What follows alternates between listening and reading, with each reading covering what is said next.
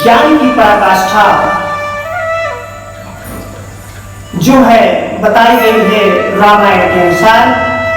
तो ज्ञान किसे कहते हैं? ज्ञानी क्या वही व्यक्ति है जो बहुत सारा नॉलेज, डिग्रियां इत्यादि प्राप्त कर चुका है, उसे ज्ञान कहते हैं क्या? नहीं। मेरे राम के भक्तों, मैं आपसे बताना चाहता हूं कि वह ज्ञान नहीं है। वह क्या है?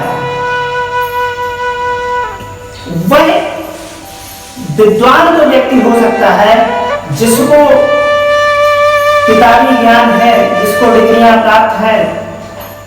वह विज्ञानी हो सकता है, विद्वानी हो सकता है, लेकिन ज्ञानी नहीं हो सकता।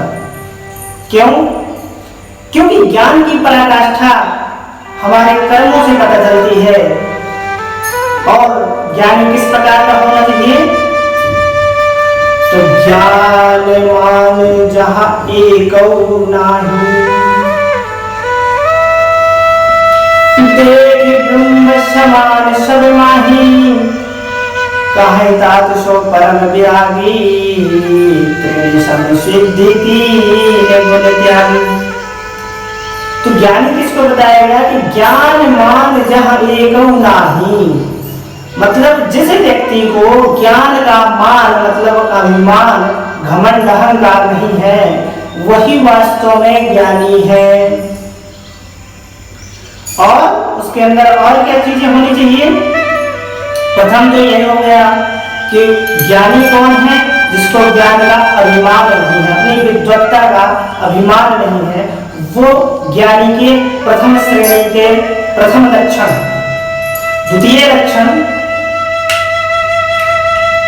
कि कहीं तात सो परम विरागी, भगवान ने कहा कि वह परम विरागी कौन है? तो वह परम विरागी है त्रिन सम सिद्धि तीन गुण त्यागी। जो हमारे तीन गुण हैं, उन तीनों गुणों का वह त्याग कर चुका हो, उसी को कहते हैं परम ज्ञानी, परम वैरागी। तो वैराग, विराग और परम ज्ञानी किसको कहते हैं? जिसको ज्ञान का अभिमान न हो और वह तीनों गुणों को त्याग चुका हो, राजसी, तामसी और सात्विक, तीनों गुणों को त्याग कर चुका हो, प्रभु के चरणों में समर्पित कर चुका हो, उसी को ज्ञानी कहते हैं। जो अपने गुरुजनों की चरणों की सेवा करता हो, प्रभु की वंदना करता हो, माता पिता की सेवा करता हो, अपने से ज्यादा उम्र वाले व्यक्तियों का आदर करता हो, अपने के बराबरी वाले व्यक्तियों से वह सहानुभूति रखता हो और अपने से छोटे व्यक्तियों को प्रेम करता हो, वही व्यक्ति वास्तव में ज्ञानी है। तो ज्ञान की पराकाष्ठा मैंने आपको बता दी कि ज्ञान किसको कहते हैं। बहुत सारी डिग्रियां प्राप्त करने से कोई ज्ञान नहीं मिल सकता हमें। वह विज्ञानी जरूर बन सकता है, लेकिन ज्ञानी नहीं बन सकता है। तो इसका हमने सही भावार्थ बताया। अब इसका बताने का जो तात्पर्य था ज्ञानी व्यक्ति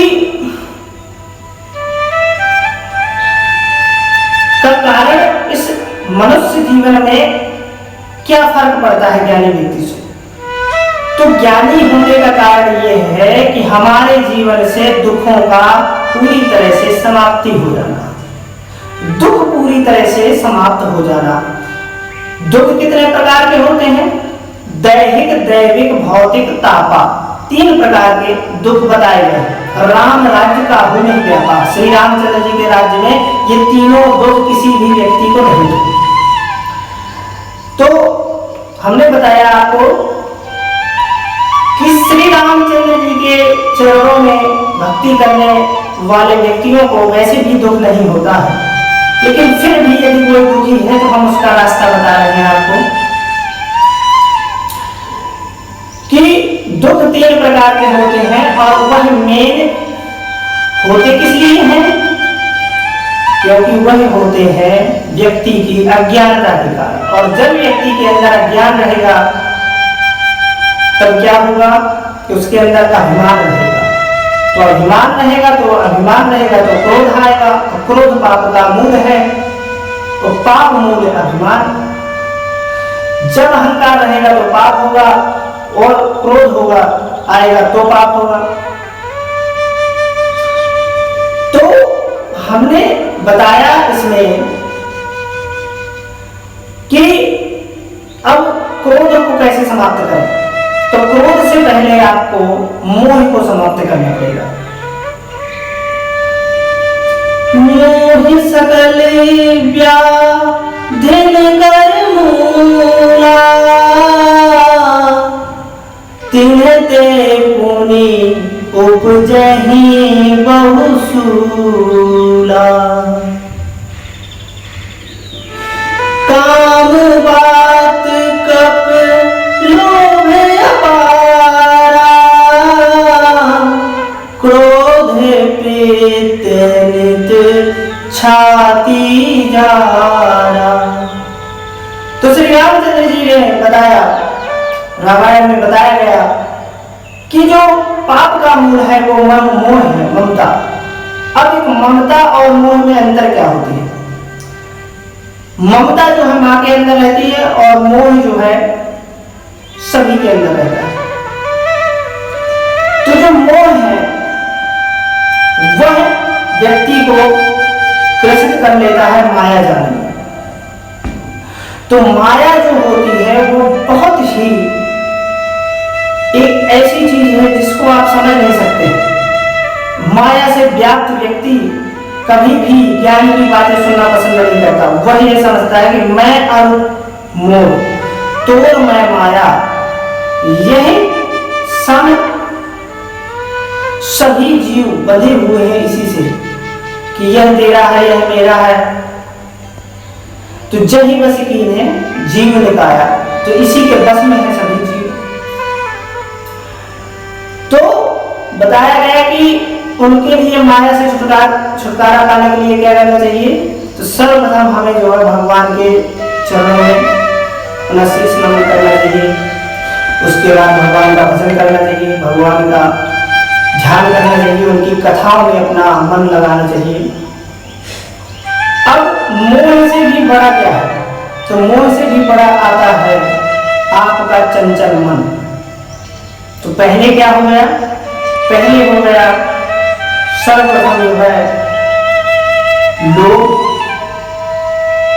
फिर हो गया आपका काम, फिर हो गया आपका अभिमान, फिर हो गया आपका क्रोध, फिर हो गया आपका मोह और फिर आ गया आपके अंदर चंचल मन, जो सबसे खतरनाक है। अब चंचल मन को आपको एकाग्र करना है, एक जगह स्थिर करना है। तो जब आपने देखा है कि कहीं भी आपके यहाँ भगवान की भक्ति हो रही हो, भगवत कथा चल रही हो, चर्चाएं चल रही हो, सत्संगत चल रहा हो, ज्ञान की बात चल रही हो, तो आप जो है जाकर वहां पर 10-15 मिनट अपना समय दीजिए और वहां पे प्रभु की भक्ति में अपना मन लगाइए। इससे क्या होगा कि जो आप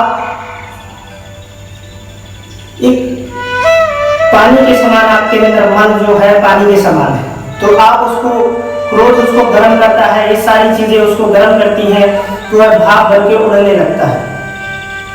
तो उड़ता है तो उसकी गति चंचल हो जाती है, तो उसको स्थिर कैसे है आपको करना, उसको स्थिर करने का उपाय बता रहा हूँ। भगवान की जैसे आप भक्ति करेंगे तो भगवान क्या करते हैं, भगवान की भक्ति क्या करती है, भगवान का नाम क्या करता है, नाम का प्रभाव है, भगवान की भक्ति का यह प्रभाव है, तो वह आपके मन को स्थिर कर देता है। जिस प्रकार से पानी को यदि आप 0 डिग्री सेल्सियस कर देंगे तो वह धीरे जमने लगेगा, इसी प्रकार मन की चंचलता होती है, धीरे धीरे स्थिर होने लगती है और आपके जो उसमें बात में सब बैठने लगते हो, बाल नहीं मारते।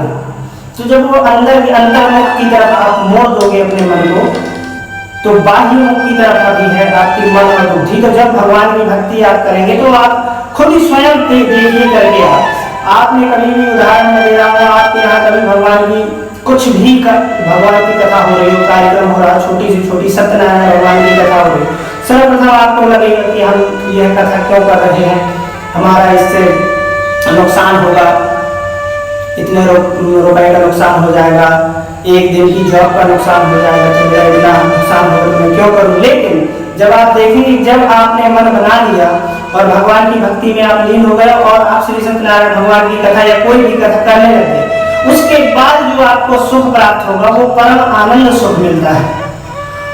वह सुख आपको यदि रोज पाना है तो रोज आप 10 मिनट भगवान की भक्ति में लगाइए, और आपके जो पाप कर्म हो आपको करने तो नहीं देंगे, लेकिन फिर भी मैं कह रहा हूँ कि आप 10 मिनट भी अपने दिन का निकाल लीजिए। वैसे तो हमें दशांश हर चीज दान करनी चाहिए, तो समय भी 24 घंटे का 2.5 घंटे दशांश समथिंग होता है, तो 2.5 घंटे आपको भजन करना चाहिए। तो भजन लेकिन आप 2.5 घंटे का करो तो मेरे हिसाब से 10 मिनट आप निकाल लो सुबह भगवान की भक्ति के लिए, तो आपका मन जो है बिल्कुल शांत हो जाएगा।